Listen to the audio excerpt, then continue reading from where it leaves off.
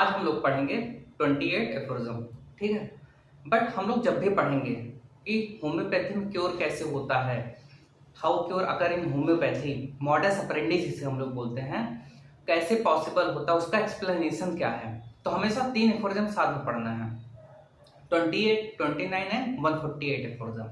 ये चीज हमेशा दिमाग में होनी चाहिए हम लोगों को। कभी भी पढ़ेंगे मॉडस ऑपरेंडी क्या है तो हमेशा पढ़ना क्या, 28, 29 एंड 148 एफोरिज्म। क्योंकि अगर एक एफोरिज्म पढ़ेंगे तो कभी समझ में ही नहीं आएगा।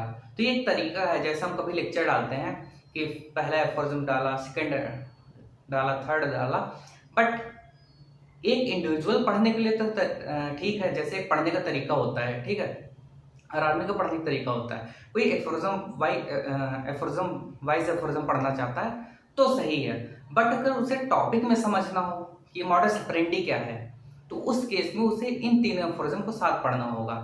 तो आगे हम प्लेलिस्ट इसको बना देंगे कि जैसे मॉडस ऑपरेंडी क्या है तो इसके अंदर कौन कौन से एफोरिज्म हमें पढ़ने चाहिए, उसको कैसे समझेंगे, उन सबको कोलैब करके अलग से भी पढ़ेंगे, ठीक है। और रिवीजन के लिए भी हमें अलग से मेहनत करनी पड़ेगी। तो ये एक साइकिल है, सबका पढ़ने का तरीका अलग हो सकता है, बट पढ़ेंगे सारे तरीकों से, एफोरिज्म वाइज भी पढ़ेंगे, टॉपिक वाइज भी पढ़ेंगे, कंपैरिजन करके भी पढ़ेंगे, पॉइंट वाइज भी पढ़ेंगे, तब हम लोग को समझ में आएगा हम लोग पढ़ क्या रहे हैं, ठीक है। तो हम लोग आज पढ़ेंगे 28 एफोरिज्म, जो कि क्या है, ऑपरेशन मॉडस ऑपरेंडी क्या होती है, होम्योपैथी में क्योर कैसे होता है, उसके बारे में हमारा 28 एफोरिज्म, ठीक है। तो इसको पढ़ने से पहले हमें समझना पड़ेगा कि क्योर होता क्या है या रिकवरी क्या होती है, या फिर इसके पहले जैसे हम लोगों ने पढ़ा 148 एफोरिज्म, उसके बारे में थोड़ा बहुत पता होना चाहिए, तभी हम लोग आगे पढ़ पाएंगे, ठीक है। तो हम लोगों ने पढ़ा क्या, हेल्थ एक डायनेमिक स्टेट होती है जहां पर वाइटल एनर्जी क्या होती है, फ्लक्चुएटिंग वे में वर्क कर रहे होते हैं, ये हेल्दी स्टेट है। जब हेल्दी स्टेट पे, जिसे हम लोग वाइटल एनर्जी बोलते हैं या वाइटल प्रिंसिपल बोलते हैं या फिर जिसे हम लोग डायनेमिक्स बोलते हैं, तीनों वर्ड एक है, या फिर प्रिंसिपल ऑफ लाइफ बोला जाए, ये तीनों जो एनर्जी है, चारों एनर्जी, जिसे अल्टीमेट हम लोग एनर्जी ही पढ़ते हैं, समझने के लिए हमें एनर्जी ही बोलना पड़ेगा। तो ये जो एनर्जी है, जब इसके ऊपर कोई डायनेमिक इफेक्ट आता है, कोई डायनेमिक इन्फ्लुएंस आता है, तो एनर्जी का डिस्टर्बेंस होता है, तब डिजीज स्टेट पैदा होती है। और हमें ये चीजें हम लोगों ने पढ़ी है, 9 एफोरिज्म, 10 एफोरिज्म, 11 एफोरिज्म, 13 एफोरिज्म, ये सारी चीजें पढ़ी हैं। फिर नेचर्स लॉ ऑफ क्योर क्या होता है, ये 26 एफोरिज्म में पढ़ा हम लोगों ने, कि जहां पे क्या पढ़ते हैं, अगर कोई वीकर डायनेमिक अफेक्शन है, अगर कोई वीकर डायनेमिक अफेक्शन है, ठीक है, तो वो परमानेंटली एक्सटिंग्विश हो जाएगा, एनिहिलेट हो जाएगा स्ट्रॉन्गर वन के द्वारा। कोई वीकर डायनेमिक अफेक्शन क्या होगा, एक्सटिंग्विश हो जाएगा अगर उसके ऊपर क्या है, एक स्ट्रॉन्गर डायनेमिक इन्फ्लुएंस को इम्पोज किया जाए। और ये स्ट्रॉन्गर डायनेमिक अफेक्शन किस सेंस में होना चाहिए, सिमिलर बेसिस पे होना चाहिए, जिसे हम लोग होम्योपैथी में क्या बोलते हैं, सिम्टम सिमिलरिटी के बेसिस पे होना चाहिए, ठीक है। तो अब पढ़ते हैं 28 एफोरिज्म और पुरानी से कनेक्ट करते हुए पढ़ेंगे। As this nature's law of cure manifest itself in every pure experiment and every true observation in the world.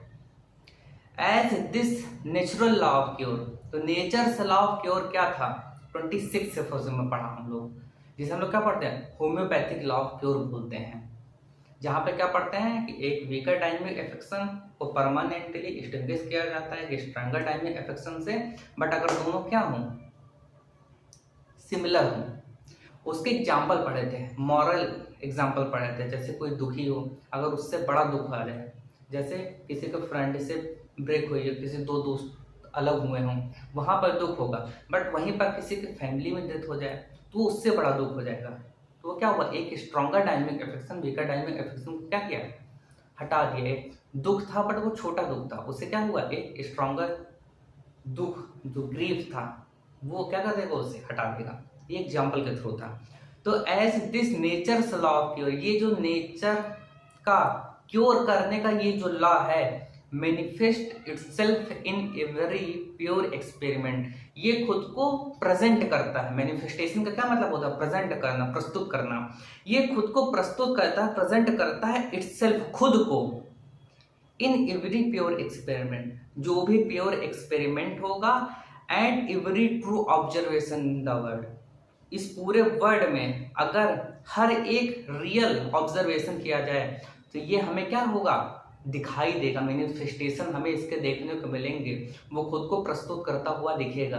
अगर हम लॉजिकली एक्सपेरिमेंट करें, हम लोग लॉजिकली ऑब्जर्वेशन करें, तो हमें ये चीज़ देखने को मिलेगी कि stronger dynamic affection weaker dynamic affection को हटा देता है। ये लाइन सिर्फ इतनी ही है।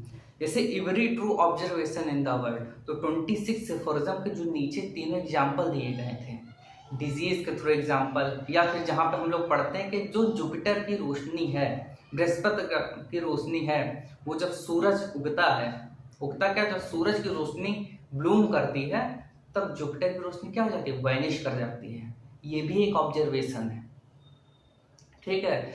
और ऑब्जर्वेशन क्या है, जैसे किसी चीज की बदबू हो उसको तभी हटाया जा सकता है जब वहां परफ्यूम छिड़का जाए, क्योंकि दोनों का अफेक्शन क्या है, सेम है। दोनों कहाँ पे एक्ट करेंगे, हमारे ऑल्फैक्टरी नर्व पे एक्ट करेंगे। तो ये कोई भी ऑब्जर्वेशन या एक्सपेरिमेंट हो, तो एक्सपेरिमेंटेशन कहाँ पे करते हैं हम लोग, पेशेंट को ऊपर, जब ड्रग प्रूविंग करते हैं तब समझते हैं, जब पेशेंट को ठीक करते हैं तब समझते हैं, जब हम लोग खुद को दवा देते हैं तो भी हम लोग समझते हैं ये चीज। तो वही चीज लेके ये जो नेचर्स लॉ ऑफ क्योर है, ये stronger dynamic affection weaker dynamic affection को हटा देता है। ये हमें प्योर एक्सपेरिमेंट और हर एक सच्चा फिजिशियन और हर एक जो ट्रू ऑब्जर्वेशन है वहां पर इसका मैनिफेस्टेशन देखने को मिलेगा, इसका प्रस्तुतिकरण देखने को मिलेगा, ये हमको मैनिफेस्ट करता हुआ दिखेगा, हम लोग इसे परसीव कर पाएंगे। The fact is consequently established, तो ये जो फैक्ट है, कौन सा fact, stronger dynamic affection weaker dynamic affection को हटा देता है अगर दोनों के बीच क्या हो, सिमिलरिटी हो। कॉन्सिक्वेंटली मतलब होता है परिणाम स्वरूप, एस्टेब्लिश्ड, तो इसके परिणाम स्वरूप क्या होगा, अगर हम लोग ऑब्जर्व कर लेंगे, एक्सपेरिमेंट कर लेंगे, तो ये जो फैक्ट है वो एस्टेब्लिश हो जाएगा, मतलब फिक्स हो जाएगा। अब हम समझ चुके हैं। आगे, it matter little what may be scientific explanation of how it takes place. Homeopathy में क्योर कैसे होता है कि स्ट्रॉन्गर डायनेमिक अफेक्शन वीकर को हटा देता है, ये तो हम लोग एक्सपेरिमेंटेशन और ऑब्जर्वेशन तो समझ लेते हैं कि हाँ ये फैक्ट है, ये हो रहा है। कैसे हो रहा है वो मैटर नहीं करता। हनुमान सर कहते हैं कि इट मैटर लिटिल, ये बहुत कम ध्यान देने वाली चीज है कि व्हाट में साइंटिफिक एक्सप्लेनेशन, इसका साइंटिफिक एक्सप्लेनेशन क्या है, कि कैसे एक्सप्लेन करोगे कि स्ट्रॉन्गर डायनेमिक अफेक्शन वीकर को हटा, ये तो एक्सपेरिमेंट करके समझ लिया हमने, ऑब्जर्व करके देख लिया, लेकिन इसको साइंटिफिकली समझाना वो क्या है, लिटिल मैटर। क्या लिखा है, it matter little what may be scientific explanation of how it takes place, कि ये बहुत ही छोटा मैटर है, इस पर ध्यान देने वाली चीज है कि ये जो scientific explanation how it takes place, ये जो हो रहा है स्ट्रॉन्गर डायनेमिक अफेक्शन वीकर को हटा रहा है, ये कैसे हो रहा है, इस पे हमें मैटर पे ध्यान देने की जरूरत कम है। एंड और I do not attach much importance to the attempt made to explain it। और हनुमान सर कहते हैं कि मैं ज़्यादा इंपॉर्टेंस इस चीज़ को दूंगा भी नहीं। I do not attach much importance, मैं इसके ऊपर ज़्यादा ध्यान भी नहीं दूंगा और ना ही अटेम्प्ट करूंगा इसको एक्सप्लेन करने में के लिए। ये फैक्ट है, ये एक्सपेरिमेंट है, ये ऑब्जर्वेशन है, कैसे हो रहा है इसके लिए हनुमान सर का ना ध्यान देने की जरूरत है और ना मैं इस पे ध्यान दूंगा कि ये कैसे हो रहा है। मोस्ट प्रोबेबल एक्सप्लेनेशन कि नेचर्स लॉ ऑफ क्योर कैसे हो रहा है, स्ट्रॉन्गर डायनेमिक अफेक्शन वीकर को हटा रहा है, हम लोग देख रहे हैं, ऑब्जर्व कर रहे हैं, एक्सपेरिमेंट है, बार बार प्रूव कर रहे हैं, इंडक्टिव लॉजिक का यूज बार बार कर रहे हैं, बट इसका एक्सप्लेनेशन क्या है उसके लिए हनुमान सर ना इसके लिए लिटिल अटेंशन भी देनी है और ना हम इसको एक्सप्लेन कर रहे हैं ज़्यादा अच्छे से, ठीक है। आगे, बट लेकिन द फॉलोइंग व्यू, जो आने वाला व्यू है, तो व्यू वो फॉलोइंग व्यू हम लोग कहाँ पढ़ते हैं, 29 एंड 148 वर्जन में। हनुमान सर ने पहले बोला कि हमें इंपॉर्टेंस में नहीं देना, ना मैं इंपॉर्टेंस दूंगा, बट ये जो फॉलोइंग व्यू है, जो व्यू आगे पढ़ोगे, हनुमान सर क्या कहना है, जो व्यू आगे दिया गया है 29 एंड 148 वर्जन में, following view seem to command itself as a most probable one. ये जो आगे व्यू पढ़ोगे वो क्या होगा, कमांड, वो बताएगा कि ये मोस्ट प्रोबेबल वन है, ये श्योरेस्ट नहीं है, ये मोस्ट प्रोबेबल एक्सप्लेनेशन है कि होम्योपैथी में क्योर कैसे होता है, stronger dynamic affection weaker dynamic हटा कैसे रहा है, वो क्या है, वो कमेंट करेगा, बताएगा खुद को कि ये एक मोस्ट प्रोबेबल वन एक्सप्लेनेशन है as it is founded on premise. ये मोस्ट प्रोबेबल एक्सप्लेनेशन क्यों है?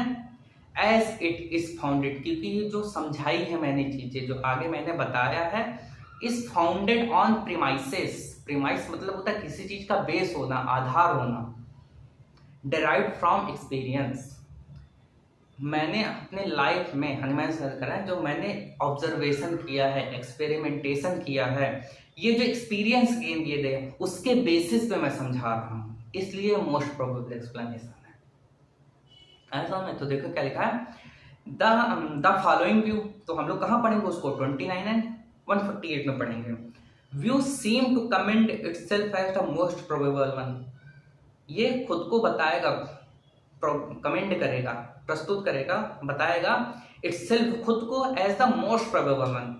ये श्योरेस्ट नहीं है, मोस्ट प्रोबेबल वन एक्सप्लेनेशन है एज इट इज फाउंडेड, क्योंकि ये जो फाउंड किया गया, ये बनाया गया, इसका आधार क्या है, इसका प्रीमाइस क्या है?